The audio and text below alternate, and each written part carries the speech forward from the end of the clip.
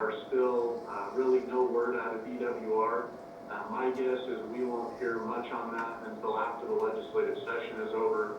And I just confirmed that with a couple other folks that we work closely with. Still no word on those other basins outside of the Humboldt River Basin. The Nevada Economic Assessment Project, last I checked, the survey link was still open, so if there's anyone interested in taking that survey, I've included a link on my report. Robinson Mine Expansion draft EIS, anticipating a notice of availability in April. Just to note for the commission, there'll be a cooperating agency MOU coming in one of the next meetings. I know BLM's working on that, and as soon as they have review from their district, we'll likely see that. I'm sorry, that was Bald Mountain. Robinson Mine is also anticipating a final EIS coming out in April, so you'll have kind of one mine project generally wrapping up and one just getting started. Items, Sagebrush Discovery Trail, that is the next item on your agenda, excuse me. We still have a couple of potential transmission projects with applications submitted. In fact, NV Energy's Greenlink is going to PUC. Can you hold up just 1 second? I'd like to read that item in. The first item was discussion, and we're on item 2, so I'd like to read that to the public, and then you can proceed. Is that okay? Yeah, approval. Chairman, I was just mentioning Sagebrush Discovery. I wasn't quite ready to go to item 2 yet. Okay, go ahead.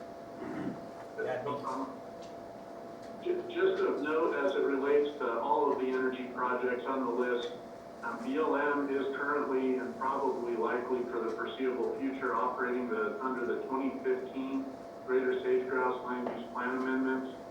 If you'll recall, the mapping is quite different than some of the state mapping in certain parts of White Pine County, and there's some additional limitations that BLM will implement under that land use plan amendment.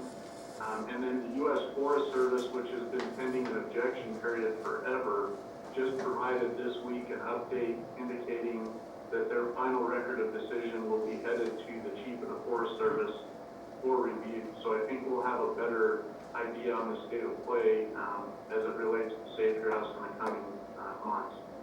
The only other thing I would note, previously we had heard from BLM on the Pantheon Solar Project, and that BLM had actually denied one of their applications because it was in an area mapped as sage grouse habitat.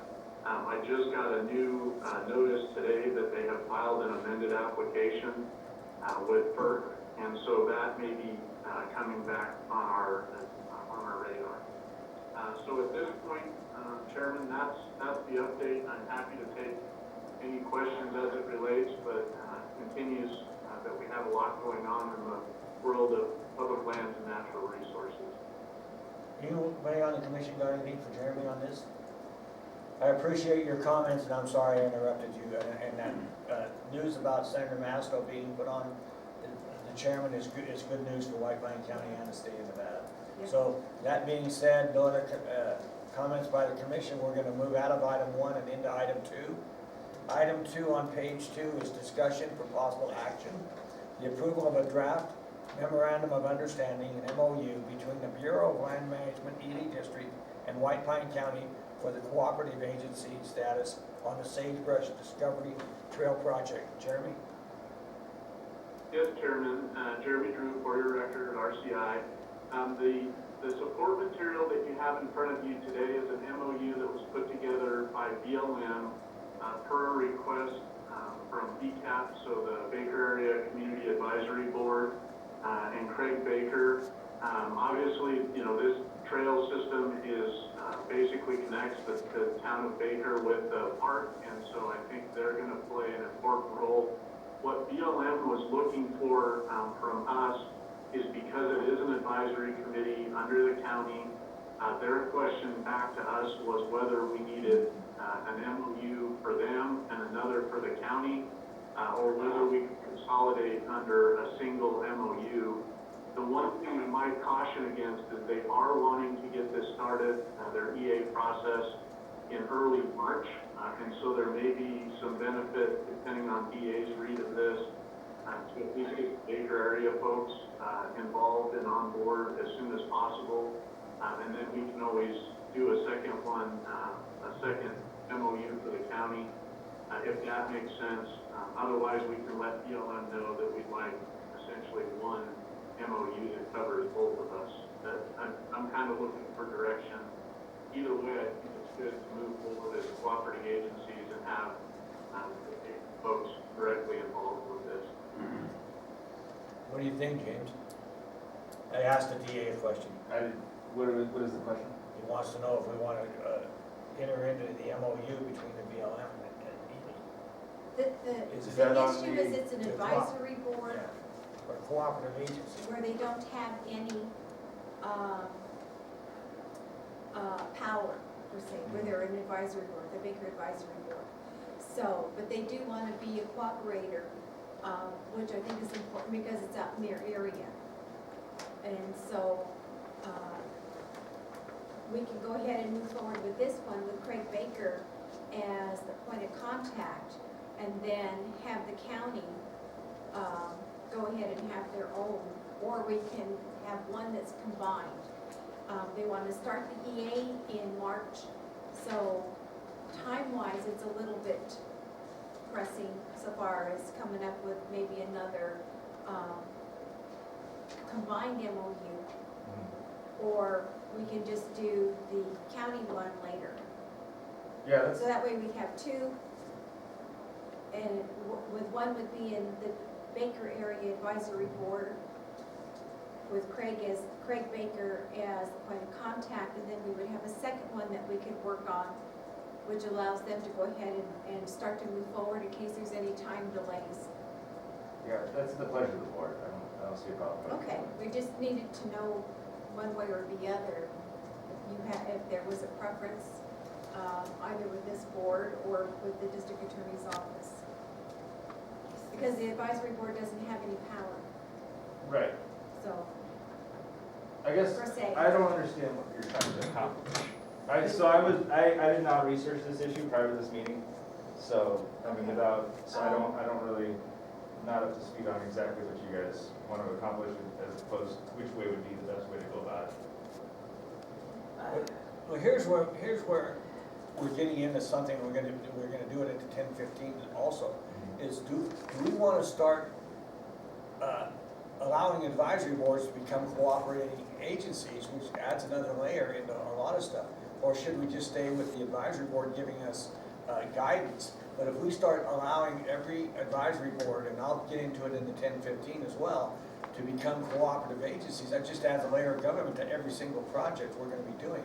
We can stay with an MOU as the advisory board requests, but making a cooperative agency every time somebody wants to be involved in. And I understand where Mr. Baker is on this particular one, and I'm trying to understand what we have at the 10:15, but my question is, when we move forward with all these agencies requesting to become cooperative agencies instead of remaining as advisory boards, I think we're taking away commission decisions and allowing them to be subjected to the cooperative agency.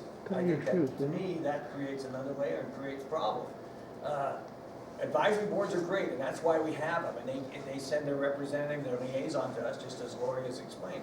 But giving cooperative agency status to these advisory boards, I don't feel is in the best interest of White Pine, in this commission or White Pine County, because we're gonna open a whole can of worms, and every time we have an item come up that involves a advisory board, and they want cooperative agency status, we're gonna have to include them in everything, in every meeting we have, so that's where I'm at, and I think that's where the VA's helping it. Okay, so let me,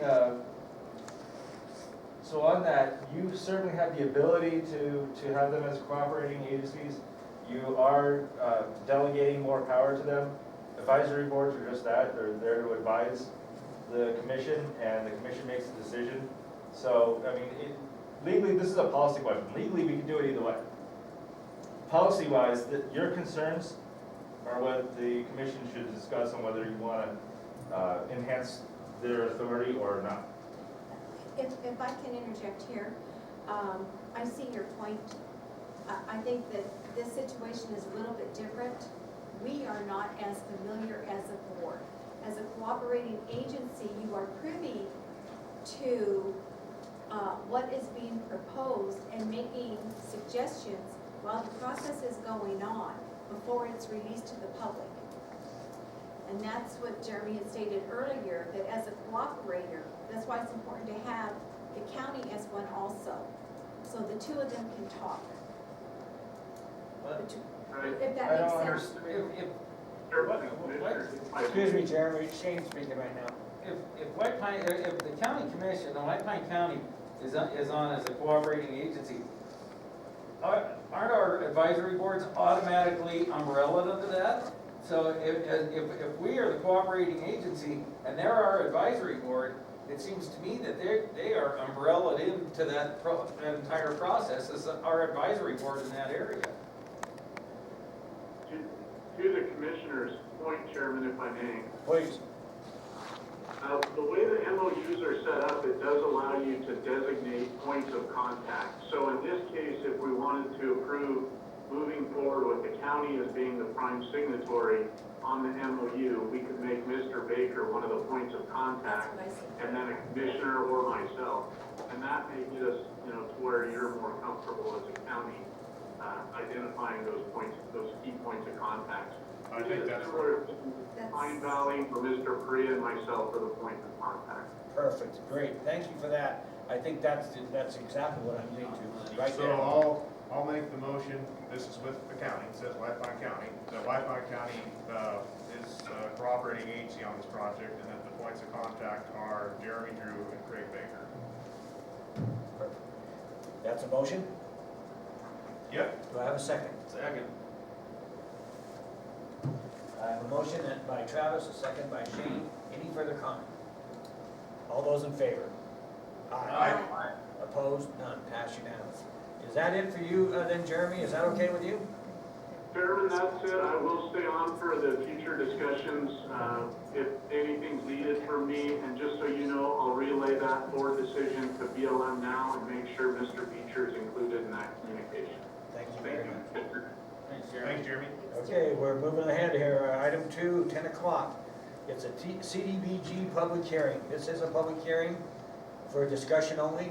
Discussion and public input on possible activities to be included in applications for funding under the State Community Development Block Grant Coronavirus CDBG CV program, July 1st, 2021 to December 31st, 2022. Elizabeth?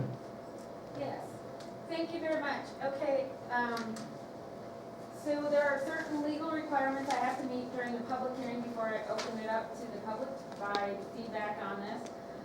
The first thing that I need to do is let everybody know all of the grant funds that we have received in prior years through CDBG.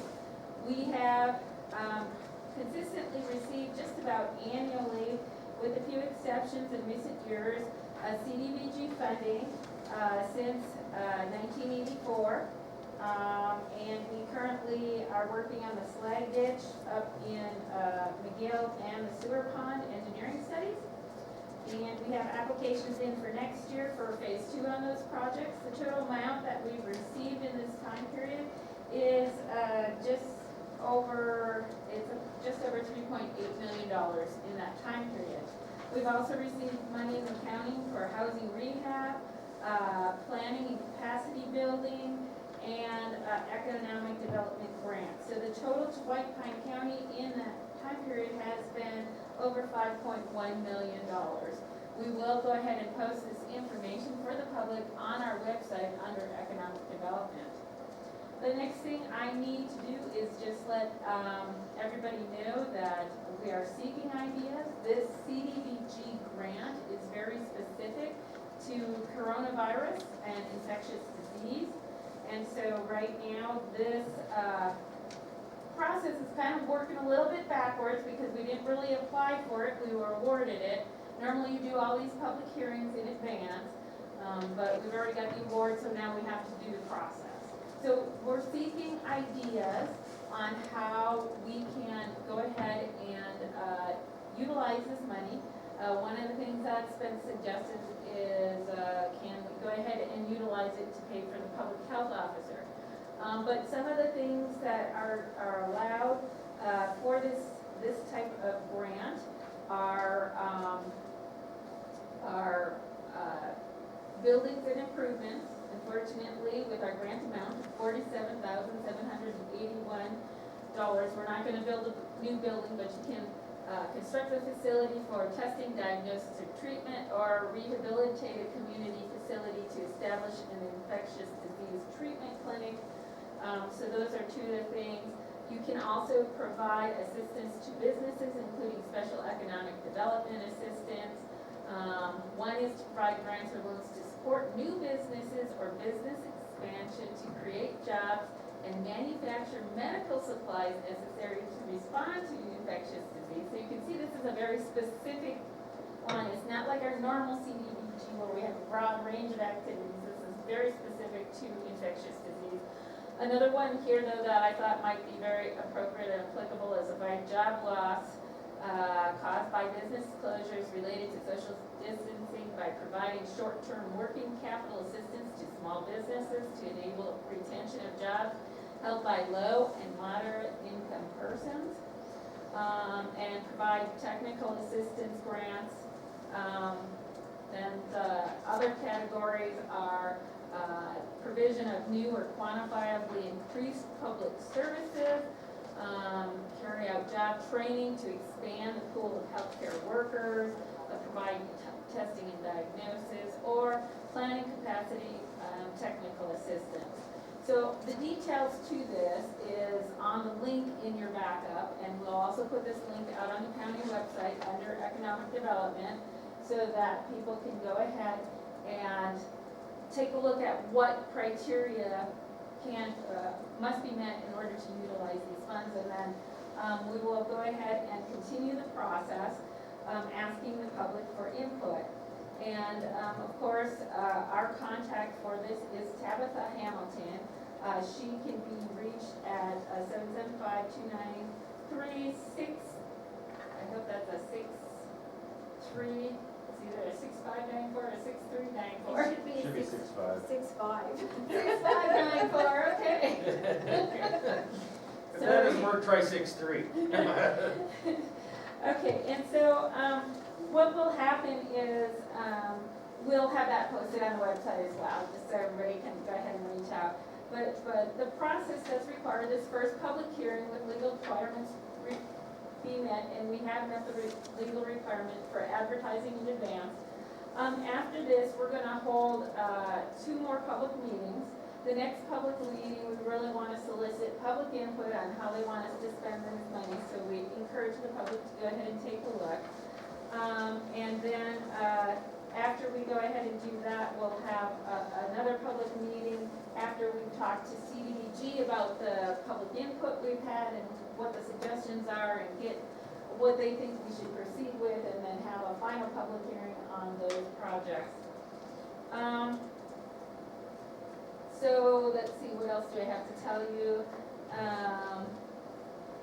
We anticipate that the next public meeting will be held after 4/27, so it'll be after April 27th, so they'll have a chance to get on our website, take a look at what's going on, what they can go ahead and suggest as far as projects, and provide feedback to Tabitha that we can compile and bring back to the county commission in another public hearing.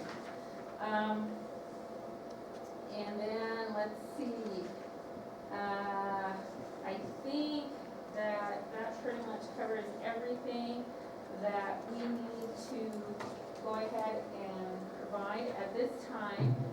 The next public hearing will be after April 27th, and at that time we'll establish when that third public hearing will be. So if there are any questions, otherwise I'd like to go ahead and open it up to the public or the commissioners, if anybody has recommendations for projects that we might go ahead and proceed with. Anyone got something to add or maybe put on the list for Elizabeth? Anybody on the phone, anybody in the audience? This is a public hearing. The next one will be, like you said, after April 27th. Yeah, I have some thoughts on this. I think with our federal response money, I think we gave the lion's share of that. We were really responsive to our business community.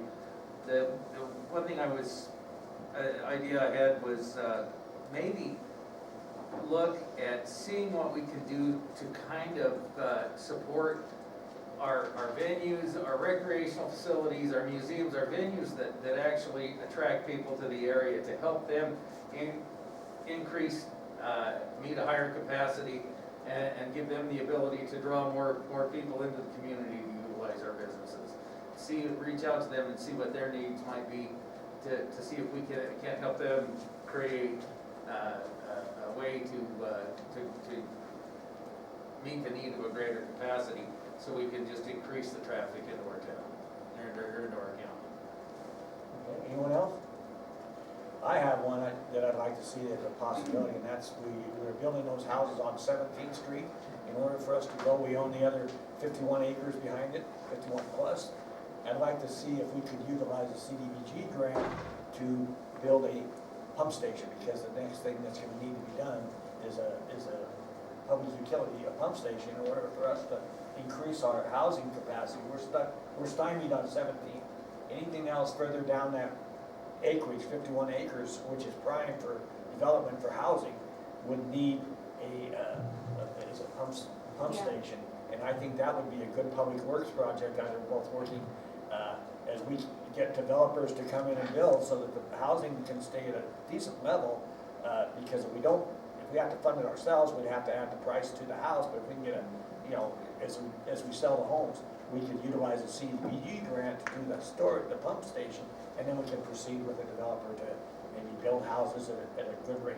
So, because it costs about $1 million or plus, and BJ probably knows more about that than I do, so that would just be something every suggestion is good, we can prioritize it later, but anything anybody's got that would be helpful to this community and any idea, there's no such thing as a bad idea, okay? With this, Elizabeth, does this have to be tied to the COVID though? Yes. Can that be? Yeah, This is specific to infectious disease. Yeah. This particular ward is different than the Oh, okay. others, so I don't know if we can say we need more housing so that we don't have such crowded conditions. All right. But it's so a we good can special idea, districts. so maybe Yeah, on it's the definitely next. a place we need. But anyway, This is also particular to where we could use it to stockpile any of our PPE. And I don't know where we sit, if, for the future, if we need another pod. I don't know, I'd have to talk to public health and see what, when we go through that. I don't know what the need would be there. It's just a thought. I could go ahead and reach out to Shannon and Bernadette and see what they'd like to do. Yeah. Or if they have any recommendations, or if there's something Yeah, we can do to fit their office to make it more, Yeah. I don't know, for infectious disease, improve their office. My only concern there is by the time we get this, and we're going to be moving back to the historic courthouse, what does that look like in the timing on the funding? Well, that's why I thought maybe a little bit outside of that, because that is limited in regards to the footprint. I don't know. Okay. Was there anybody in the public? BJ, This is COVID kind of specific or whatever. come forward and keep them in mind. Does LMI still apply to this? Does what? Does the LMI area still apply for this? To an extent, because some of the things that they're requesting that we do, like if we are going to go ahead and offer assistance to create jobs, it has to be for people who are in that low to moderate income range that might be adversely impacted, losing their jobs. So Joe, who, and you are? Tabitha Hountain. Okay, Tabitha. So just off of, I believe it was Shane that said something about supporting the venues and stuff. Would you guys consider something like supporting the facilities like the fairgrounds to put on events like the horse races that are safe you know, putting, COVID restricted, like say, for the parimutuel, putting up plexiglass to make it safer for people to be separated and stuff like that, so that we can put on these big events for the county and bring people in, but keep it safe. That's exactly Didn't what I we had talk in about mind, this yeah. before? So, did it get pushed by the wayside then? Well, they did have the horse race. Yeah, we didn't end Yeah. up having the event, but if something like that, I mean, talk about something Yeah, that has the absolutely. ability to draw more people into White Pine than anything. If there is a necessity down there, I think that's top priority. Okay, were there any other suggestions? George or- had it, George had it. If you can apply some of that money to public buildings, try getting a heater here that doesn't have a fan that impedes the hearing of those that have difficulty listening.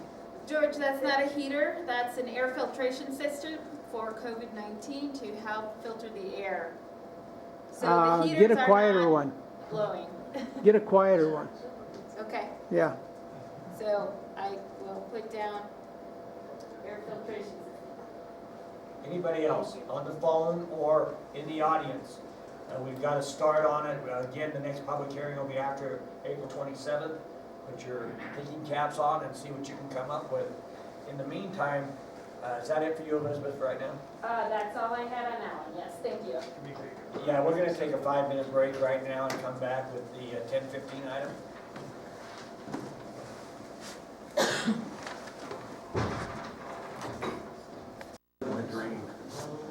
What's going on, hardware? I like your briefcase. We're all in agreement here. Before we start, I gave you an update from the senator. He just texted me a minute ago. So official, the DMV will be sending personnel to Ely, opening up on Monday. Won't be Assemblyman Ellison thought it was going to be Thursday and Friday. Senator Pete just, personnel will be at the BLM, or at the DMV, which is great news for us, on Monday. Good news, thanks to Pete and thanks to John. That being said, we're gonna go into the meeting, and we're gonna be on the, page 3, item D, which is the 10:15. It's PLUAC. It's a discussion for possible action, the approval of a request from PLUAC for cooperative agency status with the potential leasing of the county-owned water rights. Water permits number 72728 and 72729. The Public Lands Advisory Committee. Okay. Mr. Chairman, I make disclosure, take my mask off so you can hear me. So my parents own this property, 100330002. As pump storage folks yesterday with their handouts, everyone fully, as they all fully described, all their activity is taking up here in section 17. And then the transmission lines are right here. So this property is not even adjacent to anything they have planned. There is no financial interest whatsoever. There is no anything else. It is just completely fake news, like I said yesterday, but to make everyone happy, there it is. I don't know how much clearer to make it, but there's no financial interest between myself, my parents, there's no leases, there's no deals, there's nothing. Thank you. Okay. And this is a discussion to, I think I read this already, didn't I? Yeah. Okay, we had a brief discussion just a few minutes ago on cooperative agencies being involved, and I think we can make this pretty quick. We can designate individuals, but I think with the okay of the commission, that we stay as the commission, and we can just do what Travis did, and just put Mr. Baker and Mr. Drew. I think extending anything to advisory boards to give them more input, to add another layer of government is not in the best interest of anybody. So with that said, and we had a brief discussion just when Jeremy was on the phone, I think he's still on there. I'm okay with all the advisory boards, we respect all their opinions, but when we add that other layer and we have to go through the cooperative agencies, if they can do, just as we did a minute ago, put a designee on there that can be the go-to person along with, for the county, I think that's the best way to go. To add more government to all these projects is it's just gonna create a major problem. So that's my opinion, and I think we discussed it. I would request any commissioner